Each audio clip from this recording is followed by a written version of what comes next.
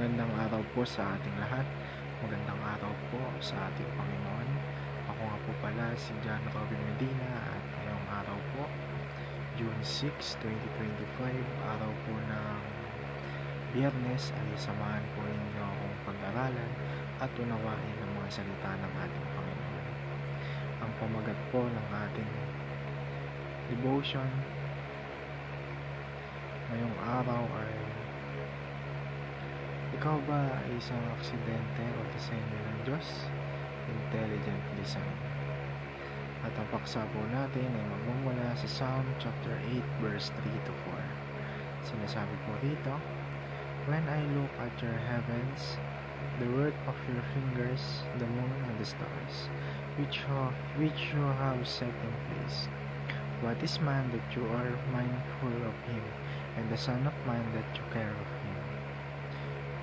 Sa Tagalog naman po, pinagmasdan ko ang langit na gawa ng iyong kamay, pati ang buwan at mga bituin na iyong inilagay.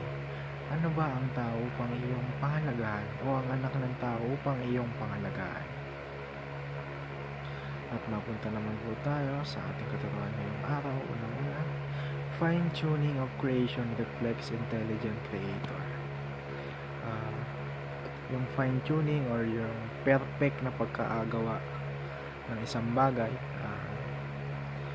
nire-reflect lang dito na napakatalino ng ating Creator, which is ang ating Panginoong Diyos.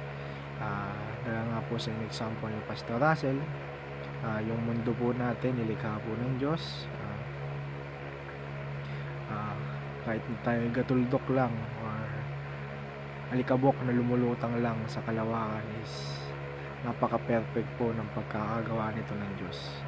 Kumbaga, hindi masyadong malapit sa araw, hindi din masyadong malayo. Sapat na para magkaroon ng buhay or masustain ang buhay dito sa mundo. Kaya yun po yung sinasabi na fine-tuning or napaka-perfect po ng pagkakalikha sa ating mundo. Pati na yung mga naninirahan dito, at nagre-reflect dyan na ang ating Diyos talaga ay isang intelligent o matalino. Sa ikalawa, life's complexity is divinely purpose.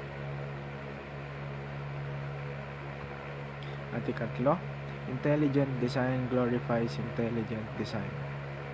Yun nga po, yung sa katuruan natin ngayong araw is papatungkol ito na yung intelligent design, which is tayo or lahat ng tao sa mundo, gino-glorify nito yung intelligent designer, which is ang ating Panginoon. At mapunta naman po tayo sa ating applications ngayong araw. Unang-una, always go back to your Creator, which is ang ating Panginoon, at wala nang iba. Sa Kanya lang tayo mananahan, sa Kanya lang tayo babalik at Sa ikalawa, believe that God created you for a purpose. Gaya nga ng example po ni Pastor Russell is para tayong binigyan tayo ng buto ng ating Panginoon. Lahat tayo may purpose. Lahat tayo may iba-ibang potensyal, may iba-ibang bunga. Magkakaiba tayo ng potensyal, magkakaiba tayo ng characteristics, magkakaiba tayo ng purpose. Pero isa lang dapat yung maging natin, pakatandaan natin na ang pinakamahalagang purpose natin is to glorify at worship ang ating Panginoon. Ikatlo, cultivate your God-given design for God's glory. At yun lamang po. At upang tapusin po ang ating devotion ngayong araw, ay samahan niyo po ako sa isang maikling panalangin. Creator God, thank you for the beauty, order, and complexity of the world you made. I am not here by accident. I am the result of your intentional design. Remind me that your fingerprints are everywhere or when I doubt your existence. Help me see your glory in the stars, the oceans, the human heart, and even in my own life.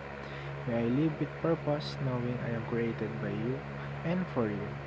Fill me with wonder and boldness to declare that you are the master designer. In Jesus' name I pray, Amen. Yan lamang po, maraming salamat po sa inyong pakikinig. God bless us all.